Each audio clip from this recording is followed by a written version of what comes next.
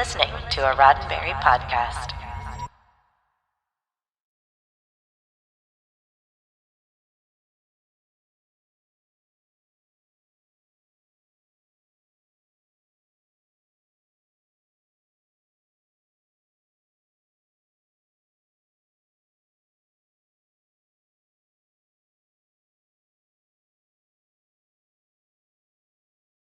Charlene Schmidt. If you could not tell, we're in the post-convention.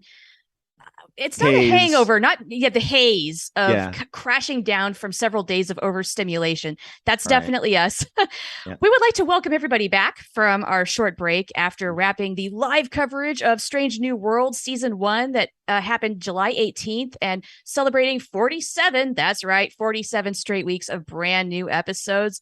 And we get to do Lower Decks tonight. I'm so excited. So I want to say hi to everyone in the crowd here, and I just want to say thank you for letting us know if there is an audio problem. Earl, if you want to take a look at that, computer, if you want to take a look at that, because it's not that I don't want anyone to hear us. Kind of, I don't want anyone to hear us right now because we're not making a whole lot of sense. But we're gonna, as soon as the audio comes back. Thank you, Sam. Thank you for letting us know. That means that our quality itself has just risen at least 2%. And that's right. You're right, Char. 47 straight weeks of new content, but we're back in business because business is good, right? We have a whole new schedule of Star Trek episodes with a return of what we're going to be talking about tonight with Lower Decks Season 3, the premiere episode, Grounded. And yes, as much as I love hearing myself blather on, and as much as I love hearing Char articulate and bring up basically class to join up. No, not me. No. That's not my job. We want to let you know how you can get in touch with us. Make sure that you click on the Zoom meeting link that's in our show notes. You can see that in the show notes on your feed, or you can use the one tap from your smartphone or call us at 669-900-6833. And then you can put that meeting code you see on the screen. Earl is waiting to let you in. He is on standby and making sure that whatever the computer is doing to sabotage the show, he's wrestling with that. And hopefully the audio sounds good. Dave Taylor says, sounds fine. How do I sound now, Dave? Do I sound better or better? I think I sound pretty good. And you know what this is? Like, Char, we were talking about this earlier, right before we got on. We may sound a little different just because we are in that post Las Vegas 56 Creation Con haze. We've been talking a lot. We've been celebrating a lot to celebrate there in Star Trek land. Yeah, you and I got to hang out quite a bit, had a really good time. But yeah, if we do sound a little hoarse, it's because we have been talking a lot. And we were talking in noisy bars, meaning you have to speak up quite a bit. And that comes through. Sorry. Mm-hmm. Right. That too. Yeah, so let's jump into the chat here. And thank you, everyone, for being patient with us. But say hi to Spencer. Hello, Carlos. Tim, glad to have you here. Jane. Let's see. Someone says Cooley's live, but I haven't seen Cooley actually chime in. So someone's shilling for Cooley right now. Dave Taylor, great to have you here. Jose Carlos Gomez Palacios. I think I said that right. Now, if I didn't, it sounded good enough. Alan, thank you for being here. Hello, Paul Harveth. Haven't seen you in at least 10 hours. Right. Hi, Paul. Dennis, thank you, everyone here. And also thank you for letting us know that there's John Cooley. John Cooley, I owe an apology to. I walked by him at the convention, said hi. I said I will come right back as soon as I'm not so busy, and I didn't get a chance to. So I owe you, John, an apology so that we can next time catch up and see what is happening. And then I can pick your brain, John Cooley, about all the cool things that are happening detail-wise across all these different iterations of Star Trek. So thanks, everyone, for being here. There's a lot to catch up on. There's a lot to do, Char. We have a lot of we do. There's a lot of excitement going on surrounding this episode. I'm going to let everyone know what's going on in Mission Log, and then you, my sis, you're going to jump right into the recap, which is going to be amazing. And then we're going to get into our callers because I know a lot of people are going to call in because everyone's been waiting for Lower Decks to come back. Including yes, we have. Especially. Yes. Okay. Yes. All right. So this week on Mission Log, just to let you know that we're doing other things too, aside from just jet setting and palm pressing and walking through completely oversaturated smoky air in Vegas. This is what's going on in the real world of Mission Log. So this week, our voyage continues, coverage continues with this Thursday's drop of Persistence of Vision.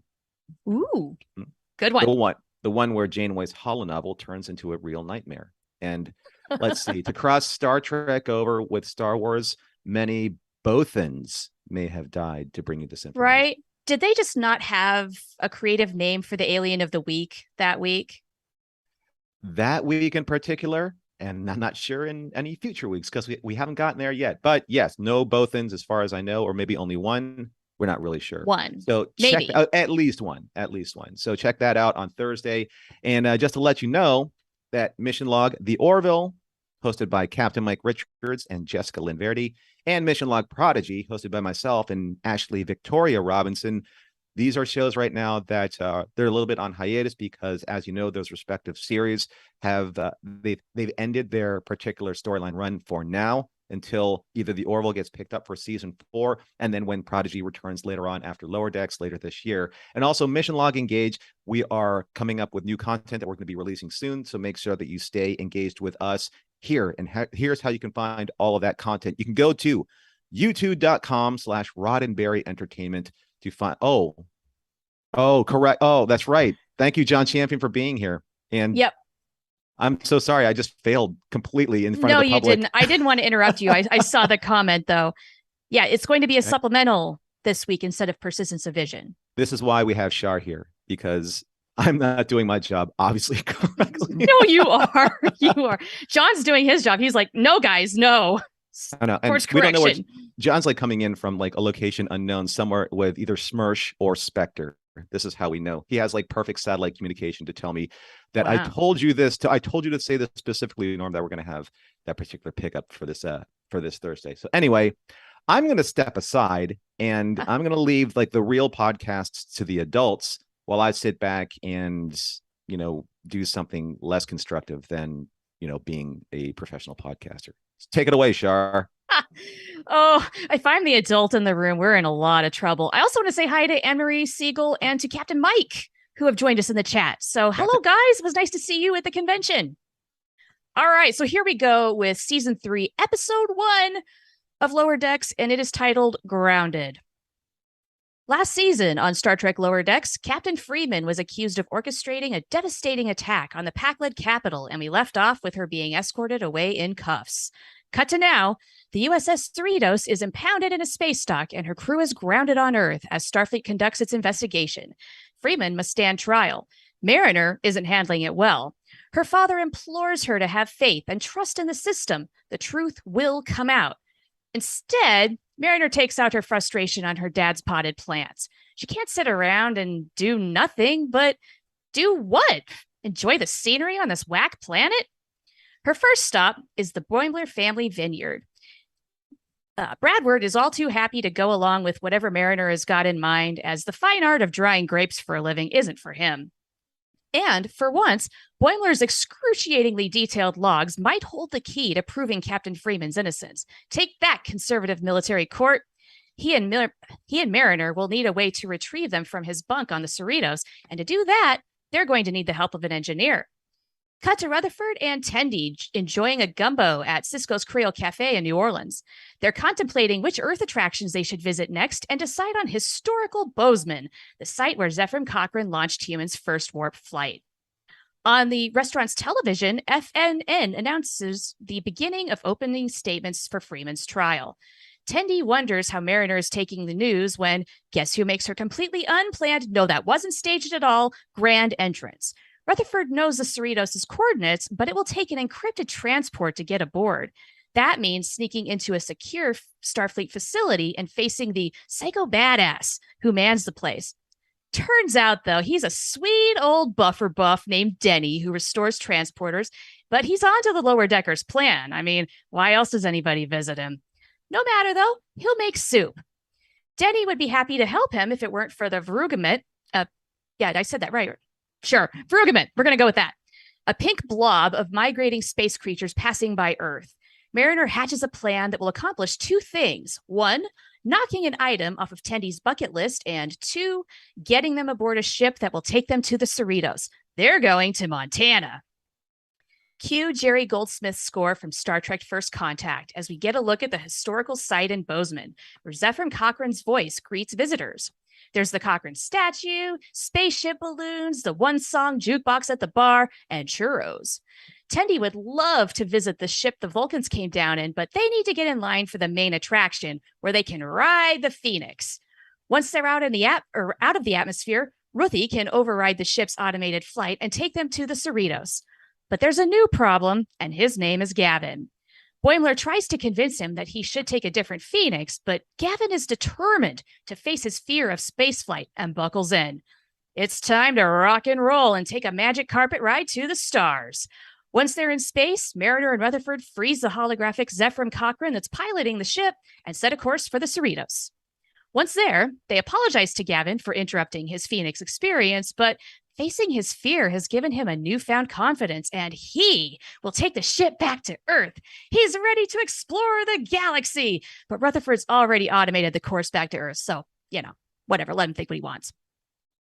On the Cerritos, Boimler finds his logs. They contain the information that will clear Captain Freeman's name, plus some embarrassing personal details for Boimler, and Mariner feels that no one will take that information seriously. But Tendi and Boimler convince her to have faith in Starfleet. They'll do the right thing. She comes around and agrees. As Tendi, Boimler, and Rutherford board a shuttle back to Earth, Mariner's got to check on one little thing, which is really a ruse to send her friends on an automated course back to Earth. Mariner wants more hard evidence to bring to the court, so she's stealing the Cerritos. She will do whatever it takes to free her mom, regardless of the consequences, but she doesn't want her friends facing the same fate. However, Tendi, Rutherford, and Boimler unanimously agree to bring on the trouble and trick the shuttle into returning, maybe crashing is the better word, to the Cerritos shuttle bay. It's a rough landing, but they make it, and stopping Mariner takes an actual fight. Eventually, Rutherford stops the Cerritos and locks out the controls. Mariner breaks down. She's scared. She might never see her mom again, and there's nothing she can do about it. Her friends reassure her that no matter what happens, they'll face it together. Starfleet security finally notices that the Cerritos is no longer docked and want an explanation for the unauthorized launch, but the confrontation is interrupted by the Vrugament. The Cerritos becomes their breeding ground.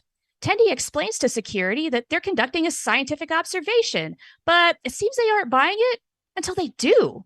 The security officers can't help but appreciate these ensigns' willingness to help such beautiful creatures. They just need the name of the commanding officer who authorized them for this assignment. I did, says Captain Carol Freeman. She explains to the lower deckers that Starfleet conducted their own investigation into the Pakled bombing while she stood trial. With a little help from Commander Tuvok, they found out who bombed the Pakleds themselves. The whole thing was staged so the Pakleds could relocate to a more mineral-rich planet. Mariner's impressed that Starfleet came through and all is well, right? Not so fast. Her parents have come to the conclusion that they can't keep bailing her out when she breaks the rules.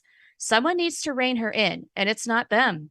Enter Commander Ransom, who will keep Mariner accountable for her actions. Back in the shuttle bay, Boimler, Tendi, and Rutherford take a break from cleaning up so they can catch up on what FNN is saying about the trial. However, something else has taken the top headline. A malfunctioning theme park ride was stopped near Jupiter's moons, piloted by a Captain Gavin. He screams, kicks, and hollers as two Starfleet officers pull him away from his newfound love for exploring the universe. The end. Nicely done, Char. Nicely done. Thank you as my first synopsis. No, really? Yeah, it was. This is the first time I've done that part of the show. That's awesome. You did a great job. There's a lot happening in this episode. And I think that, they're opening up season 3, like literally with a bang or a few, Several, yes. Several. Action-packed, very good episode, in my opinion. Here's something that I really, really liked. The way you read it and you really think about it. I'm going to throw this out to the audience too. Like, think about what they just did. And it's weird because this is the Pakleds, right? So you said they staged it. They staged the destruction of their own planet so that they'd be relocated by the Federation to another mineral-rich planet. That's pretty smart, don't you think? I mean, that's not like Pakled smart. That's like genius level smart, like evil genius level smart, right? Who's feeding them that information, I wonder? There's a giant there's a giant conspiracy theory that's going like behind the Pakleds, right? Man. Let's get on Interstellar Reddit and read all about it. There's so much that's like just literally getting thrown at you at the speed of warp in this episode. It's like even more so than other Lower Decks episodes, because most of the time, I'm saying this in a very complimentary way. Like most of the time, I felt like I was just getting hit with product placement. Okay. Okay. So, Okay. like the grapes thing, that's like product placement for, say, like Picard, right? Sure. Or Absolutely. Ketracel white hot sauce. I want that in so many different ways, right? Me too. Okay, and I have a question for you as well as all of our callers. When it comes to hot sauce, are you a Mariner or a Boimler? You know what? I should be a Boimler, but I'm a Mariner. And it has made me pay in the past for being a Mariner. I'm a Mariner too. Give me that hot sauce. Okay, so we're going to Bozeman. I don't think I've laughed literally out loud. I'm not going to say I lulled. I laughed out loud crying. I think I almost like dropped something, whatever I was eating, when I saw the kiosk for Thirst Contact. I lost that was so good. my mind. I thought it was like the funniest pun in the entire episode for me. I loved it. I had to pause for those visuals just every couple of seconds to see something new because there's a lot going on there in that theme park. You've got like the balloon starships. There's like the puns for food and refreshments, the Vulcan ship with the slide that the kids are going down. I mean, it is intense. I actually really want to go to this place now. I want to go see the statue. I want to do all the things. I mean, it was really well done. It was well thought out. I think that for those of us who like really love First Contact, it's really that parody love letter, because you only know those in jokes or those puns if you really, really, really love First Contact, like the one song Jukebox, right? The Magic Carpet Ride disc, all of that. Oh my gosh. It's just affection that's pouring out in humor. And they didn't skimp at all. Not only did we get the Jerry Goldsmith score to just really bring all the feels as they zoomed in on the theme park, but we also got James Cromwell's to voice Zefram Cochrane. And that just elevated it for me hardcore. I think that there should be a goal for everyone who's going to do like the next year's like round of events and cons. There should be a meetup where everyone's wearing Zefram Cochrane's cap. Did you notice that so many of the attendees were wearing that cap? The cap. That's like the cap you need to wear, right? So many merch opportunities. I'm telling you, StarTrek.com.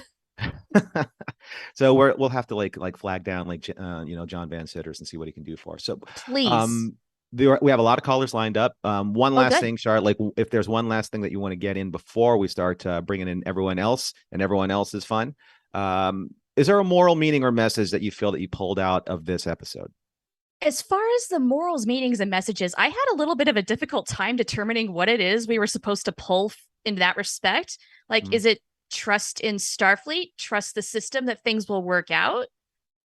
Or is it like, are you doing the wrong thing for the right reasons, but still need to face the music? Because that's ultimately what is happening with Mariner. I actually had a much easier time trying to pull, I guess what I really appreciated the most out of this episode, and that was the emotional beats that it goes through that can only be paid off here through the 2 seasons they've been building. And these arcs that they're going for are so good. Like, especially Mariner and Freeman, they've been at odds forever, but it's getting so much more complicated. Their reasons why they're at odds are so much better than what we understood in episode 1, things like Mariner's parents trying so hard to get their kid to fall in line and keep her on the narrow and help her succeed. But really through their actions, they've enabled her failure. And it's kind of cool to see them admitting that and realizing that we can't do this. We can't be your parents and your commanding officers. And then now she's got to face ransom. And well, I have a feeling that's probably going to work out because being accountable to him. I mean, wow. So what you're saying, before we jump into Chris Bauer is our first caller, what you're saying is that her parents ransomed her. That's exactly what I was saying. That's much more articulate. Thank you very much, ladies and gentlemen. And now, setting Chris up for this, Chris, welcome to the show again. Hi, Chris. Hey guys. Good to see you both. Glad to see you both made it home safe. Yes. More or less. I mean, there's a little bit of a story behind that, but I'll save it for another time. But yes. Yeah, but no, this was a great episode. There we go. See if that does something. Did I unclick it? There we go. But yeah, I loved this episode. It was really, I thought it was a great season opener.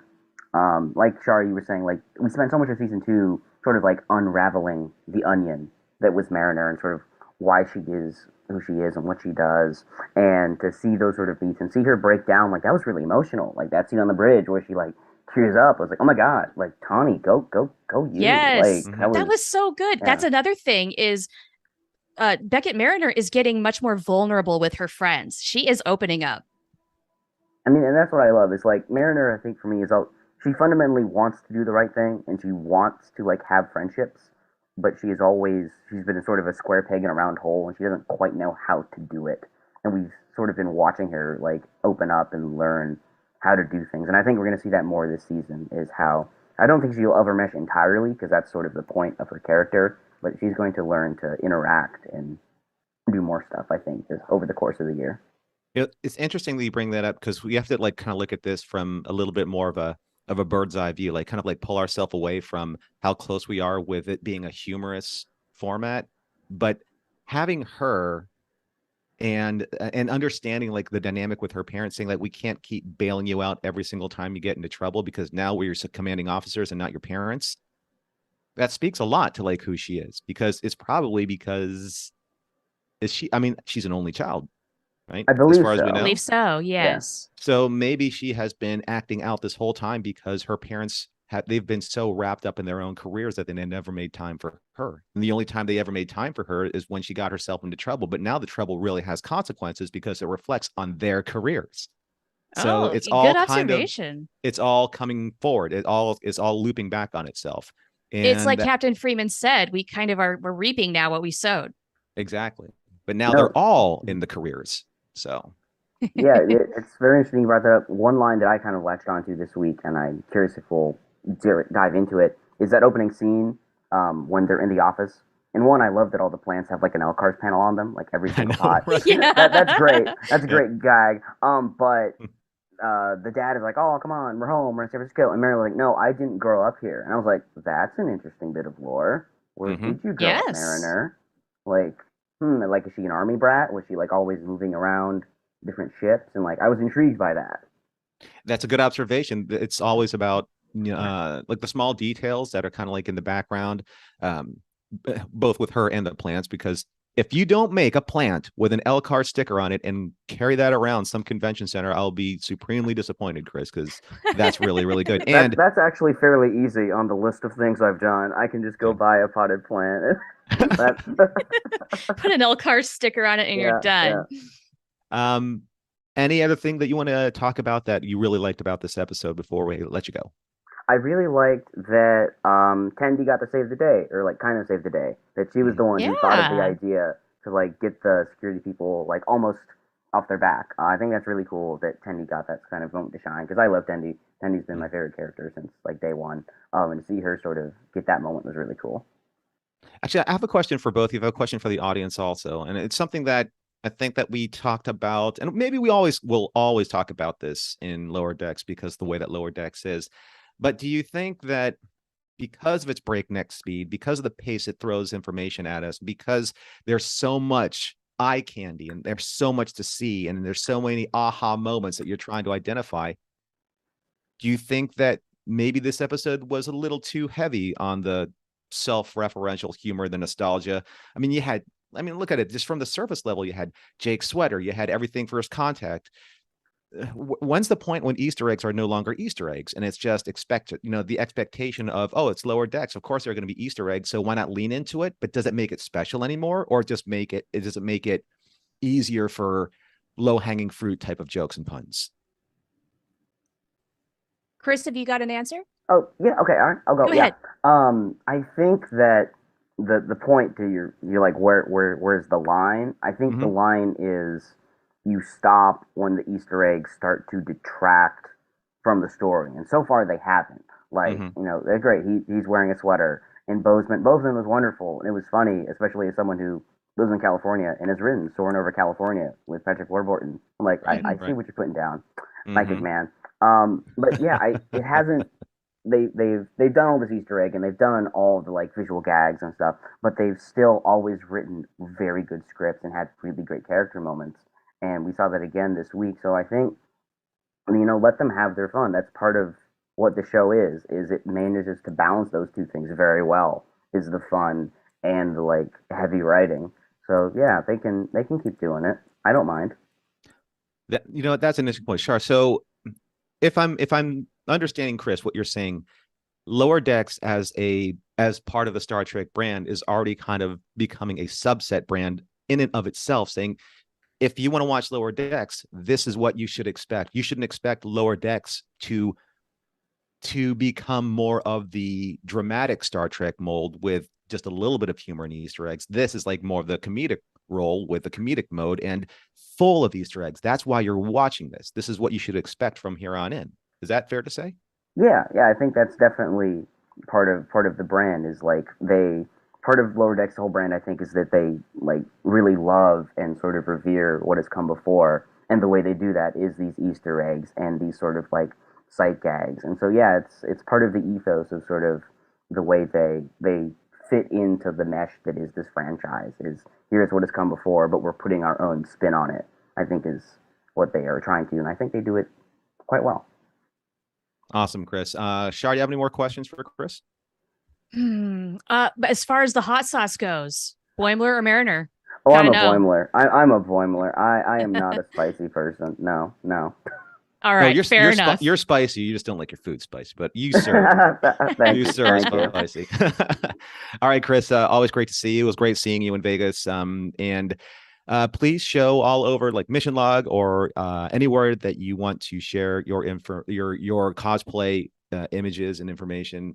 Please, it's amazing. You guys got to see what this guy does. I mean, it's really, really cool. It's so fun. Stuff. It's got to be uncomfortable, but you suffer for your art, sir. I know that. Right. Thank you. Yeah, had a great time and can't wait to see you guys again. All right, buddy. Let's do it again next year. Yeah, of course. Next year, same time, maybe different place. So, yeah. All right. Here we're speaking of being shillish, Shark, because I got to do this because this is what we do for us. So we're going to talk a little bit here at the middle, the back half of the hour, the middle of the show. Before we get to Alan, we're going to talk about Patreon because we've alluded a lot in this show to seeing friends at the convention, meeting up with them, having these incredible moments. And one of the reasons why I think that we were able to do and enjoy ourselves in Vegas is because on Patreon, we have all come together in this community that we've built on our Discord server. So if you go to patreon.com/missionlog for the subscription that you would like to support us with, you gain access to our Discord server.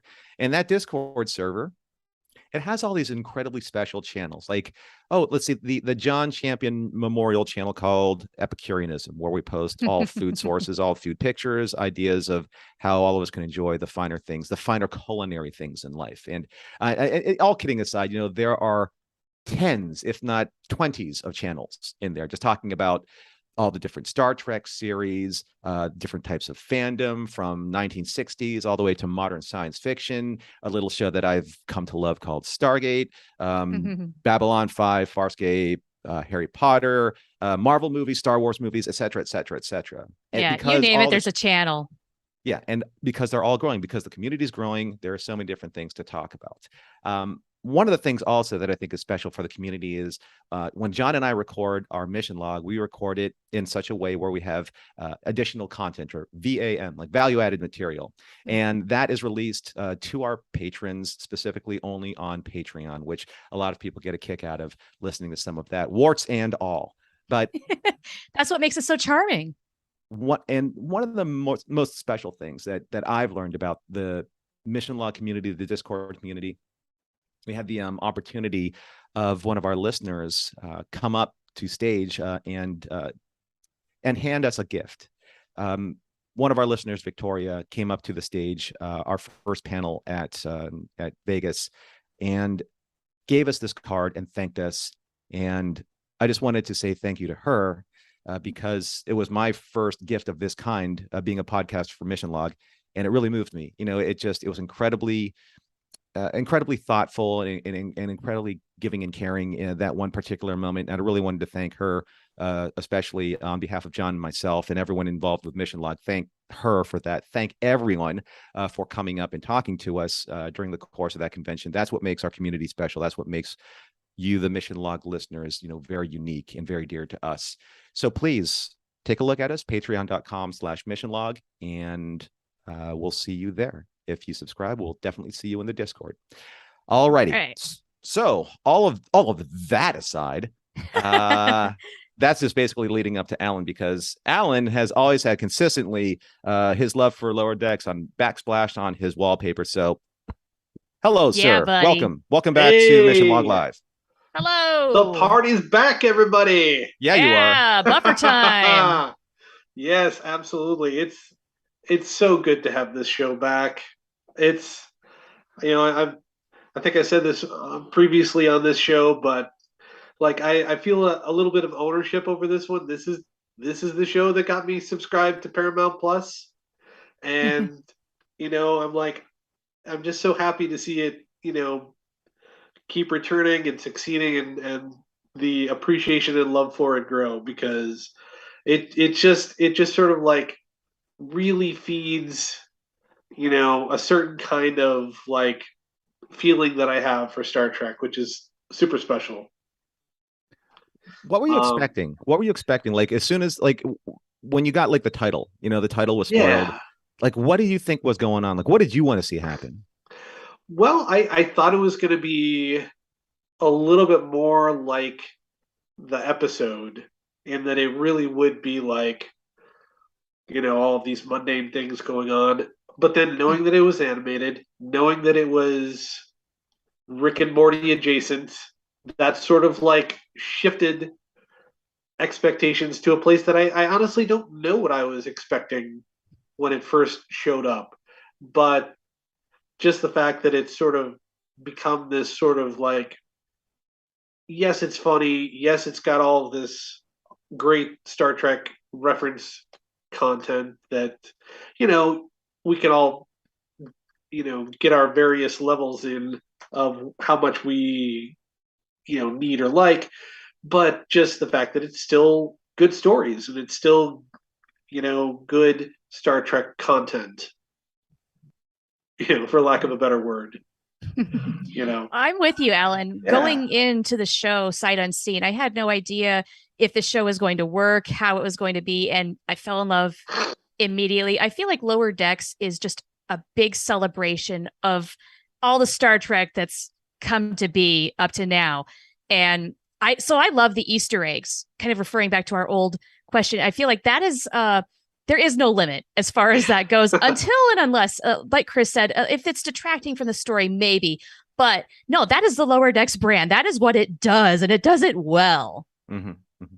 Yeah, I mean, it's the I guess the pleasant surprise of Lower Decks is the love that it's not, because again, you think you get to the point where they say, oh, and it's going to be produced by people who did Rick and Morty, and immediately you're like, oh, I hope it's not cynical.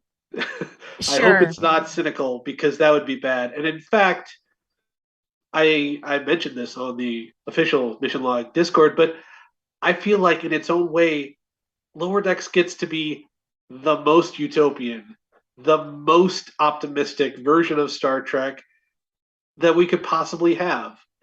I don't know if it's because it's animated. I don't know if it's because of the sort of like, shortness of the episodes, the fact that they're only half as long as regular episodes, and they have to like cram it all in together.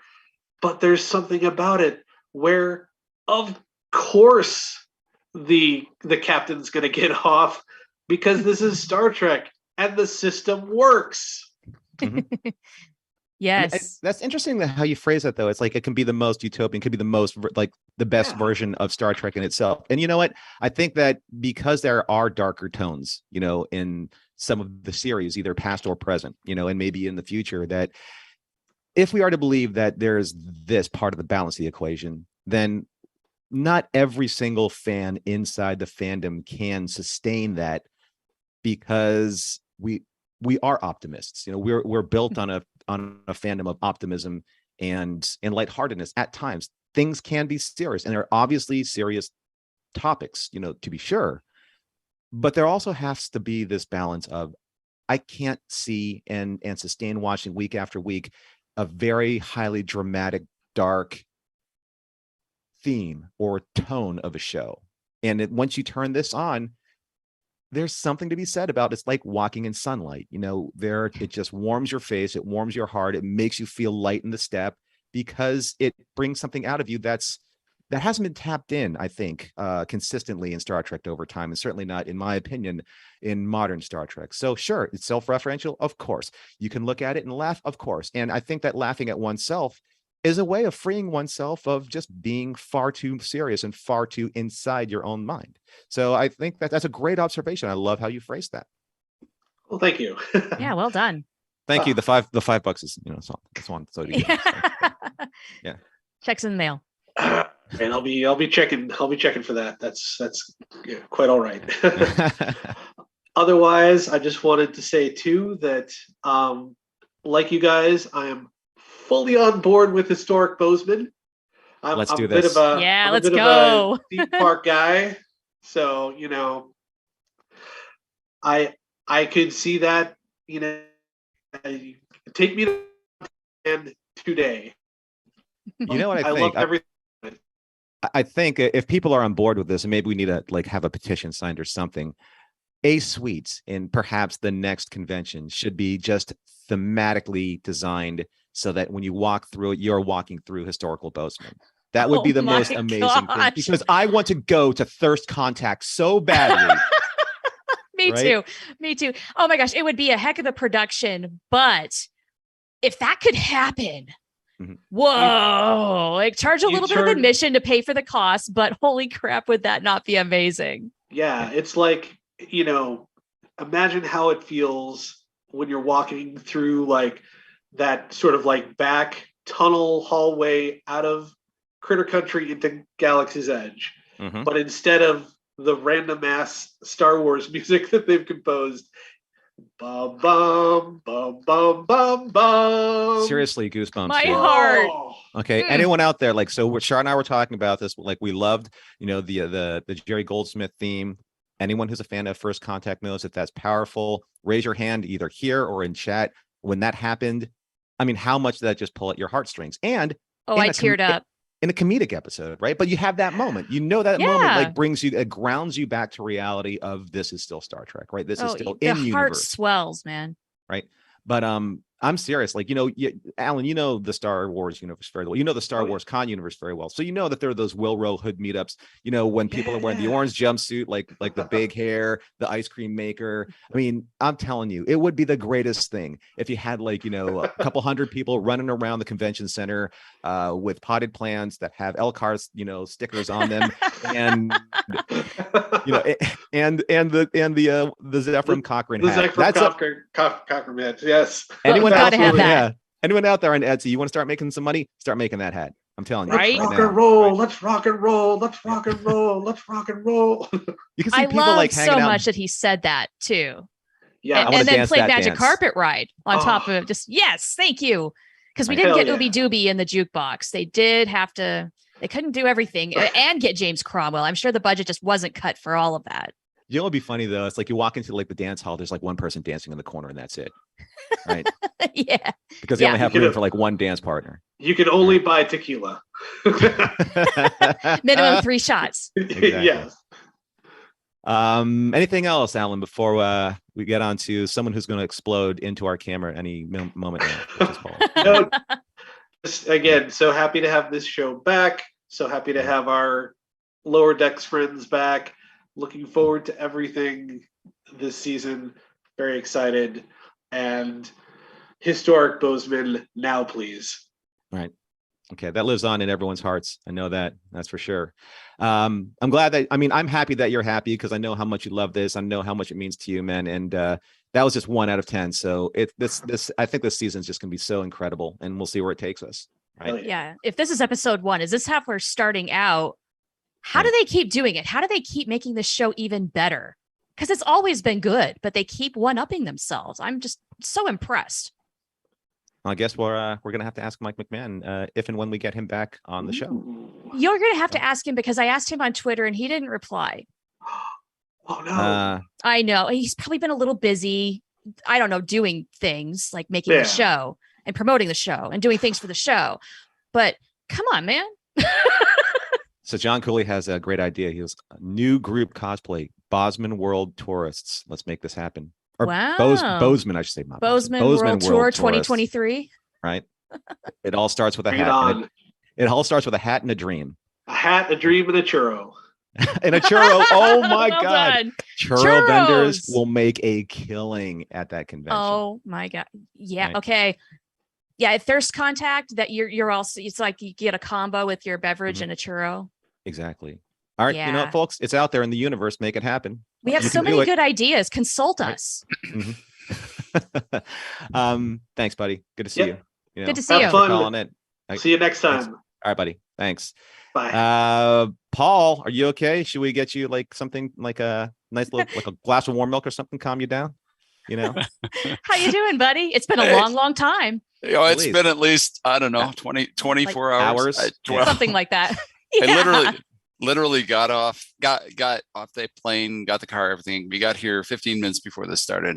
And I said, I got to be here. Oh my gosh. And you're here. And yeah, Paul. I wouldn't miss this for the world, because I just got, you know, as a person who may be involved with organizing things, and I take things that Norman and these hosts say, and I try to make them happen, you know, at some point in their lives. So Paul, what you're saying is you're going to do Historic Bozeman, start working on that? Is this you what know, you're saying? if you go to Seattle and you see a Bozeman, yeah, I know where the idea came from, but you know, we can't guarantee things. But I got to go to Seattle now. I like this Bozeman World Tourist 2023 with, you know, some food and drink options. I just got the thumb up from the approving person in the room. Oh, the boss. Hi. The big boss. Yeah. So perhaps we can work ourselves towards that. That should be fun. Oh my gosh. these are life Seriously, if goals. you do this, it's in good hands, because Paul did a fantastic party for the Vegas convention for Mission Log Patreon members. And that was an absolute blast. And you did a wonderful job of pulling that off. And it gets even better with churros. I mean, think about that. Churros make everything better. So of course they do, right? And leading into that is the morals, meanings, and messages of this episode, which is what What'd you get? Well, it became really obvious to me as I was watching it. And towards the end, Mariner decides that she's going to do this all on her own, right? She sends her people away. Whenever you take on an endeavor that's emotional and complicated and you want it to work, do not do it on your own. Use everybody's resources that offers you help to make it to make it, you know, to execute it appropriately. And, you know, just that's when I was listening to you earlier, it's like, well, this becomes obvious to me because I just had this happen with the great help of all of our Patreons. I mean, so many people chipped into helping that party. And it's like, well, this is exactly right. You don't just jettison people if they offer you help.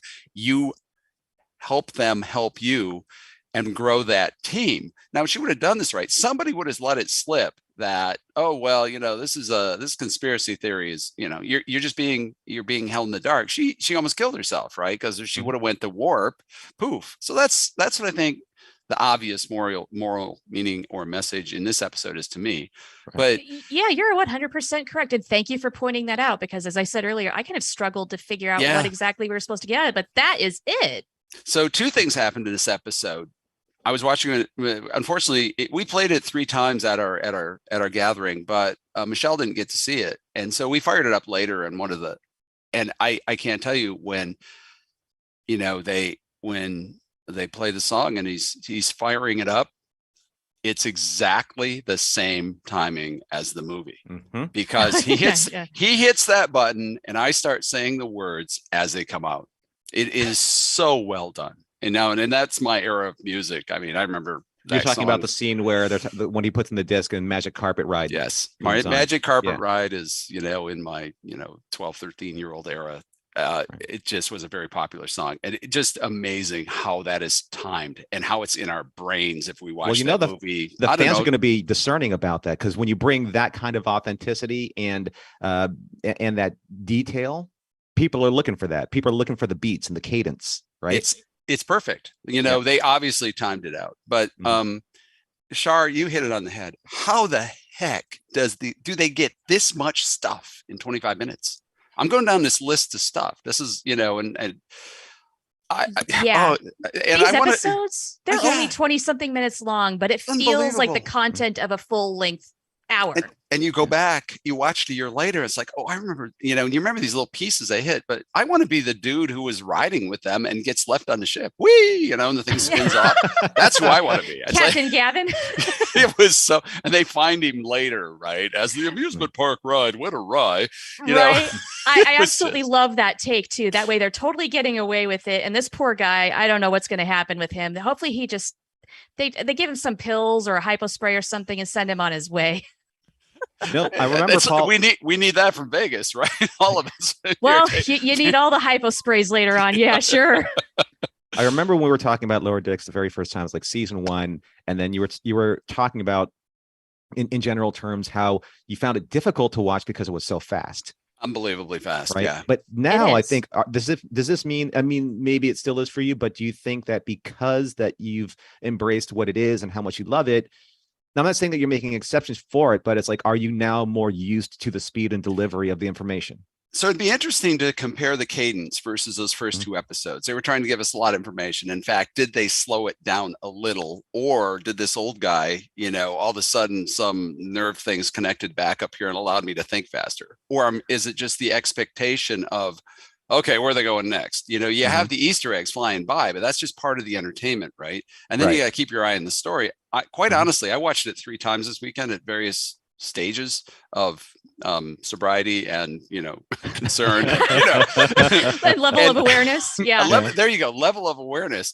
And even watching it the 3rd time, and then I still needed you to tell me what was going on, and that could just be the level of tiredness from the con, but all these things just make me smile. It's exactly it, Norman. You turn on the episode and you expect to smile for a while. And if you get a message in there that's a little, heavier, you're still going to smile about something else, and so I thought it was a good start for the season. I thought that, and my wife shared with me, her one thing was, why did they solve this so quickly? You build up to this giant ending and poof, it's gone. Too bad, we solved it. Well, you know what? That totally took a back seat, I think, to some of the stuff that really was going on, like Mariner, her emotional roller coaster ride in this episode. And the fact that our 4 lower deckers are this well-oiled machine now. They're working together and so well. It just, the fact that Captain Freeman, her trial happened, the truth came out. It's like, that was the D plot. Yeah. So absolutely. I guess that is a fair criticism, that maybe that was a little too underplayed. And yet, I don't know, there is so much else going on that I barely even noticed it in the times that I've watched it so far. So I'm not sure exactly what that's saying, but every time I watch an episode of Lower Decks, I see something new just because so much is packed in. So I'm going to need about 10 or 12 more watches just to get all the nuance out of it. Oh, and park it for about 6 months and then watch it again. You'll see something totally yes. new. So. Oh, and to your question, Paul, recently I watched season 1, episode 1, and I was curious too about the pacing, because I thought episode 1 maybe was a little fast. And I think the actors are talking faster in episode 1, season 1. They've relaxed a little. The pacing is a little more solid. It's not like the episodes slowed down. It's just, it's easier to take in. The cadence is different. Mm-hmm. So one last thought before we let in our fabulous next caller, who I can't wait to hear, was, what was the emphasis? Are we moving Boimler to a they them kind of scenario with his ignoring of all the, scantily dressed help in Grapes? I'm trying to figure out what they're telling us there. We expect that Mariner likes Boimler as, definitely a working relationship and kind of thing there. But for all those shippers out there, it's like, here's a curveball for you. So good luck with that, as we go forward. And I love you guys. Just great to see you all. It's great to be back on the air with Fresh Star Trek again. And what a blessing in our, to witness this live as it goes forward. So, so much fun. To your question about Boimler, I think he just hates life on the vineyard so much he can't see past that. None of it matters. He wants nothing to do with it. I hate dehydrating the grapes. I hate the grapes. I hate the raisins. I don't the raisins.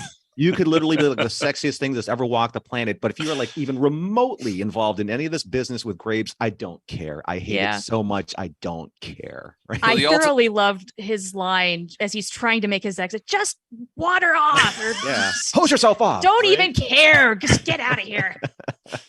Great stuff. Great to see you guys live. We will. Thanks, Paul. Great to see you, Paul. See you again. Bye-bye. All right. Bye-bye. And here we are with Cherie. Hi, Cherie. Hello. Hi. How are you? And you have your Lower Decks background, so you are excited, I'm sure, about the season premiere. Right. Yeah. Or I hope you are. I was very hyped. Can you hear me okay, by the way? Yeah, fine. We can hear you. Okay. All right. There's like fan in the background, so I don't know if you can hear it or not. Oh, no, you're fine. Nope, you're fine. You're good. Okay, cool. So I was just thinking though that like I feel at this point kind of like a parent who like their child is always turning in A pluses and like then they turn in an A and they're like, what happened to the plus? Like, I feel like I'm going to judge the things that I didn't like about this episode against other episodes of the show that I like to show that I love the show.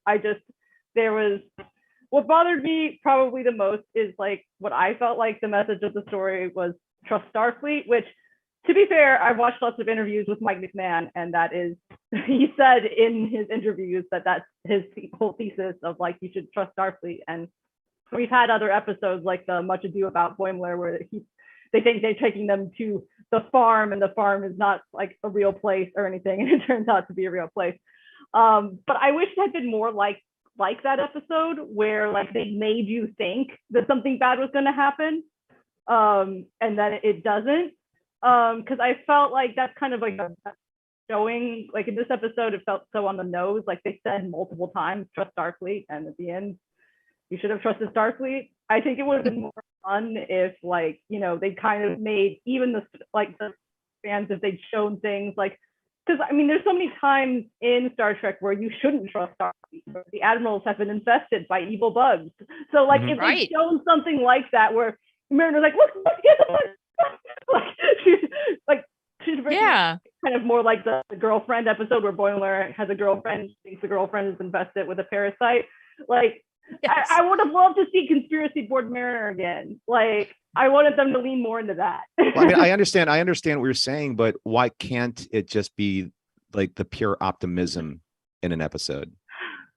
I mean, because you're right. Because I'm too pessimistic. I'm too cynical. Well, I mean, no, I think that we were talking about this before. Like, there's like Lower Decks is obviously offering us a brand to kind of like take a look at Star Trek, and then we've had discussions about there is this kind of nefarious nature like inside Starfleet and inside Federation itself within maybe the live action versions because it plays for greater drama. But I think that there are times, and I completely understand what you're saying, but I think in this case, I think that the trust Starfleet is to trust your friends, not necessarily Starfleet itself. That's fair. But then once again, that's trusting the people that you work, like her friends, her direct friends versus like maybe if one of them had been like, look at, I think I would have liked the message of think critically, because I think that's what the message of Star Trek almost always is. It's like not just trust anything uncritically, but Mariner wasn't thinking critically. And I would have liked it if they just emphasized that more, because she wasn't thinking straight because she was worried about her mom. And if they just kind of leaned more into that and her just kind of like going off the rails, because she was going off the rails, but I felt like they leaned a little bit more into the trust Starfleet instead of she just wasn't thinking straight. She wasn't listening to anyone. I really like that, Cherie. It shouldn't just be blindly trust Starfleet. It should be think critically, because Mariner wasn't. That's great that you emphasize that, because she is compromised, but you shouldn't also just let somebody else take care of it either. You should be questioning Starfleet all the time because of things like the admirals and parasites and stuff like that. Yeah, but listen, so I mean, you need a nice balance of both, and that's what critical thinking does. But you also, I'm gonna devil's advocate that, because I think that they didn't say blindly trust Starfleet. No, but it's kind of implied, don't you think? Like, trust the process, trust the people. Right, but you have to trust it first before it fails, right? You have to trust the process first before it fails. I don't know, man. I was kind of on Mariner's side, not trusting that. I mean, that was kind of whack.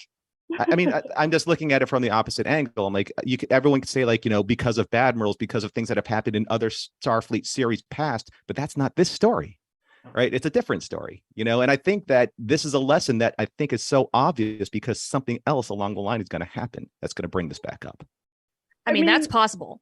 I just would have liked kind of more of that debate, though, of like, why should I trust Starfleet when this X, Y, and Z has happened before? And then give a good reason, but well, these reasons. And maybe that's going to come back where something, because she followed her parents' advice, because of this one instance, something else along the line may say, like, you know what, if I did, then this wouldn't have happened. I really should have trusted my own instincts, which is what she's always been good at. She's always been strong at trusting her own instincts. But there are lessons learned, because you don't think critically about it, but because you thought critically about it before, you almost become cynical about it. And I think they're trying to remove a certain sense of cynicism from her decision-making processes, at least for now, and it could happen in the future where things. Well, sure. He doesn't trust authority enough. And I would have been fine with them leaning into that too. It's like, it's not, you should never trust authority, because that's definitely Mariner. Mariner never trusts authority. And they could have been like, look, you have a problem here. You need to sometimes trust authority. Right. And you know what? That might be a big overall theme of the season is Mariner balancing out, trusting her own instincts, but also balancing that with trusting other people or the system, if you will, and knowing when to do those things and turning her into a reliable, more competent, and promotable, if I dare say, officer. And who is that? Beckett Mariner, of all people. I mean, it could happen. I mean, I don't know if she wants it to happen, but maybe she'll reach a point where she does want that. Maybe that would be another evolution for her. Who knows where this season's going to go, man? We got 9 more to go, and I'm so excited because I feel like anything is possible. That's a great point, right? And this is something I want to think about. Like, it's kind of like a bait and switch that could happen with the way that they're leading you one way of thinking, right? Sure. And it'll be interesting to revisit this conversation, say 5-6 episodes from now, to see exactly how the narrative is unfolding, if it's unfolding the way that we think it is, because I agree with you, Sherry. It's like there's so much on the nose happening right now, and it's pretty obvious that there's a kind of bonk bonk on the head, type of narrative. But I always feel that because they're so obvious, because they're so singular in the way that it's being reinforced, that it's like the Wizard of Oz. You don't pay attention to the man behind this curtain, because obviously you want to pay attention to the fire and brimstone and the hologram that's in front of you. But something I think is going to be a little bit more pervasive in this whole the way that Mariner takes a look at moving forward now with the relationship with her parents and the relationship with her friends. So let's see what happens. Let's put a pin in that and kind of see how it all unfolds, because we have 9 episodes left. Yep. Yeah, it could be fun, Char, if kind of like you said, at the end, she does get promoted, but since there's going to be several more seasons, and they probably wouldn't want to take her out of the lower deck, she would be just kind of in that episode where she got promoted before, she's like, no. Right. I have a feeling if she does get promoted again, it's going to be very different, and she's going to use that responsibility with the powers for good, not dreading it and not finding a way to sabotage herself, screw it up so she can get demoted again. She's going to, I think and I hope, realize, okay, with more power and responsibility, I could actually do some things that I would really like to see happen. Or perhaps with more power and responsibility, you get put into a situation that you never really wanted to be a part of, which is why you avoided it in the first place. Well, I think that is the Beckett Mariner we know right now. But if she grows and changes, maybe that'll be a different perspective. It's possible. There are people that like to step forward because they do, and there are people that don't because they feel that they're good at where they are. Right. And that's the challenge. Sometimes when you're put in a position where you're really comfortable with the choice, that puts you at odds with who you think you should be versus where you are. And right. And that That's an interesting idea. That really is an interesting idea. Well, here's another thought, Norm, is what if Beckett Mariner becomes uncomfortable remaining an ensign? Maybe she doesn't want Harry Kim syndrome. Like maybe she will find a time when she's ready to move on and will become eager to get that promotion. Maybe she'll even suck up to ransom for it. We're gonna have to put a pin in that conversation and right. trace 9 episodes from then to now. Yes, Sherry, it's great to have you. Great to have you back. Yeah. I hope to see you. And I hope that I hope overall, because we're always going to have hits and misses, for us. But I hope overall. Oh, I'm still super hyped. And I'm really hyped for the DS9 stuff. I really want to see that. And I still love the Boimler Vineyard and the Bozeman Park. Those were great. I love them so much. People out there, let's make that Bozeman Park thing happen. It's got to happen. Right? It has to be run by a Ferengi, though, in that universe, because that kind of unchecked capitalism. Profit. Money. So many hats. Oh my gosh. Okay, someone out there have fun with that. Put Cochrane's hat on the Ferengi, and that's going to be a big hat. Yeah, that's the poster. That's the poster child for the Bozeman project that we're making. Oh my gosh. We are out of time. I want to thank everyone in chat for being amazing, dynamic, fun, bringing your ideas to the table. You can just feel like, Char, with this show, with this series, the energy output is absolutely fantastic. I mean, it's almost kind of like those purpley pink things are like having children like all over our show. Oh my gosh. We didn't even talk about like the organism orgy thing on the Cerritos at all. That is so unlike us. In Mission Log, we would call that an orginism. So, oh my God. That's fantastic. Kind of Thank you, everyone. Right. And that's the idea that we're all going to leave you on right now. Just remember orginism, TM, Mission Log trademarks that. Mission Log Live. Make the Bozeman. Mission Log Live is produced by Roddenberry Entertainment. Technical production on Mission Log and Mission Log Live by the orginism expert. I can't say that, but I just did. Earl Green, back in the green room, taking care of us. Thank you, Earl. Be sure to visit podcast.roddenberry.com for the latest from Roddenberry Podcasts. If you would like to support Mission Log directly, give us a look at patreon.com/Mission Log. Thanks to Charlene being here in the co-host thank you for chair. having me. It's fun as always. All right, thank you for being here, and thank you for helping me out with the show. Thank you for letting my arms rest after flying in from Las Vegas. And thank you to everyone who joined us live and who's going to join us later on YouTube. We look forward to discussing Lower Decks Season 3, Episode 2 with all of you next week.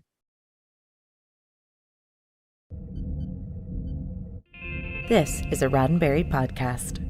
For more great podcasts, visit podcast.roddenberry.com.